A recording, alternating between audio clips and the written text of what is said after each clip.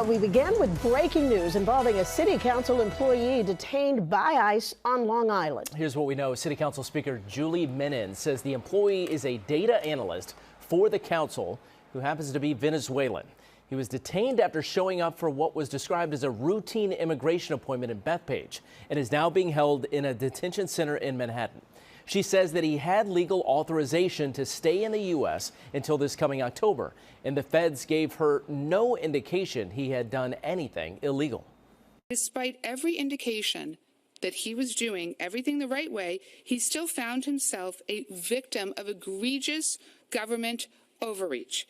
Our office will continue to monitor this situation closely and ensure that he and his loved ones get the support that they need. Mayor Mamdani releasing a statement saying he's outraged, adding, "This is an assault on our democracy and our city and our values. I am calling for his immediate release and will continue to monitor the situation." And a short time ago, ICE did get back to our request for information and said that it made the arrest because he had no legal right to be in the United States. And it added that he has a prior arrest for assault and entered the United States on a tourist visa back in 2017. If I've said it once, I'll say it again.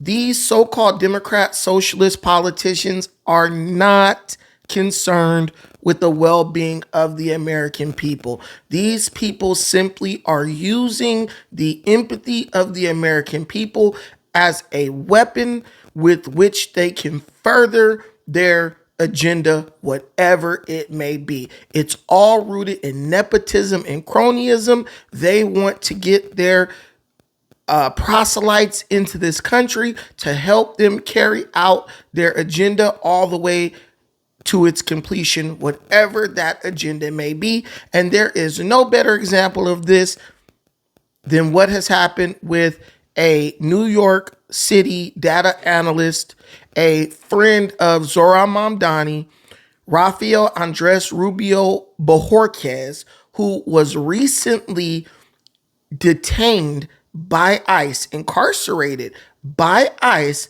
due to the fact that he is in the country unlawfully.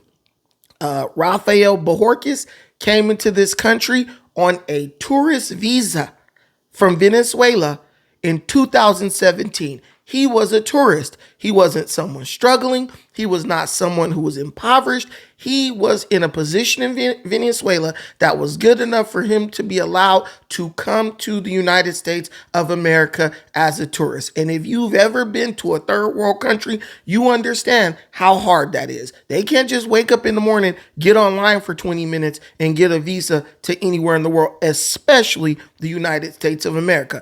But Bojorquez committed a crime.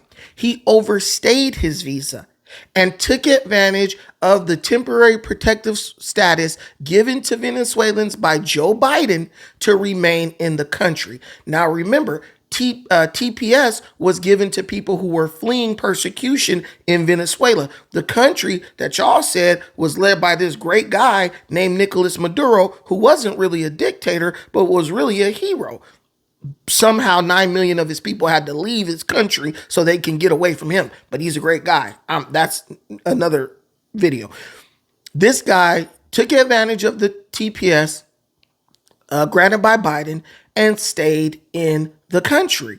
So he came on a visa, a tourist visa, broke the law because the visa expired the same year in 2017. He broke the law for what? 1, 2, 3, 4, 5. He broke the law for 5 years until Joe Biden granted TPS in 2022 and then continued to remain in the country under what they're trying to say is legal status. Well, he broke the law initially, and then in his mind, he was made illegal. But we remember Donald Trump has suspended or eliminated temporary protective status for Venezuela and removed the threat that they faced in Venezuela and told them to self-deport and take themselves back to Venezuela.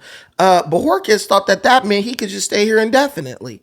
No, you were granted a tourist visa, you overstayed it, breaking the law, then Biden granted TPS. You were granted that because you got friends in high places, and now TPS has been done away with for Venezuelans, and you have to leave. But that's not stopping these city officials like Zohran Mamdani from coming out saying, oh, this tears away at our values, and this is what happens when immigration enforcement is weaponized and all those things. Bro went to a hearing, an immigration hearing. It is clear that the judge in the immigration court understands that temporary protective status has been done away with for Venezuelans. He was under that status.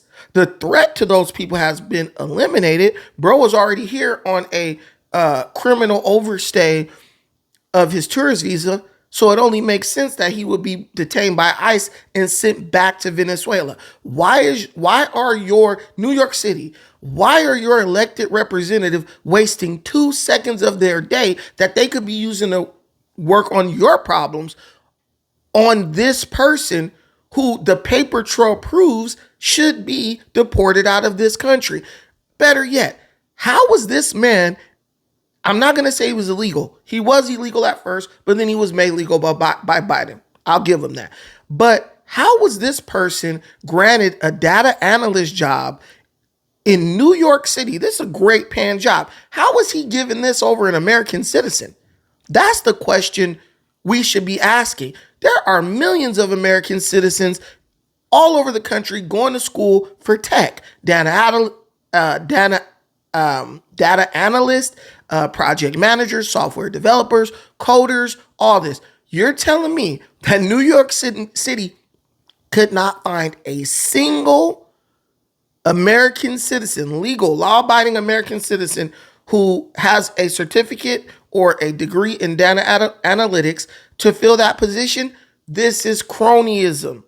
This is nepotism. This is, we're going to put you in this position just so when we need to bring you out to parade you among our followers about the success of allowing illegal criminal alien migrants to break the law, we can bring you up and tell your success story. They're not going to bring up the dudes engaged in prostitution. They're not going to bring up the violent criminals, members of Tren de Aragua. They're going to bring up Bojorquez, the data analyst who fled persecution in Venezuela, but he didn't flee persecution. He came over here as a tourist, overstayed his visa, which should have resulted in him being deported and never allowed entry back into this country. But instead, he was gifted a city government job, making hundreds of thousands of dollars. Why are they wasting time on this guy? Why was this even allowed? Why is the mayor of New York taking an interest in a single incident of illegal immigration or illegal overstay when he has tons of problems in his city? Like, why is it that bus fare has actually increased in the city when he said he was going to make the buses free? Let me know what you think about this in the comments. I appreciate everything you do for me in this channel. Till the next time, peace.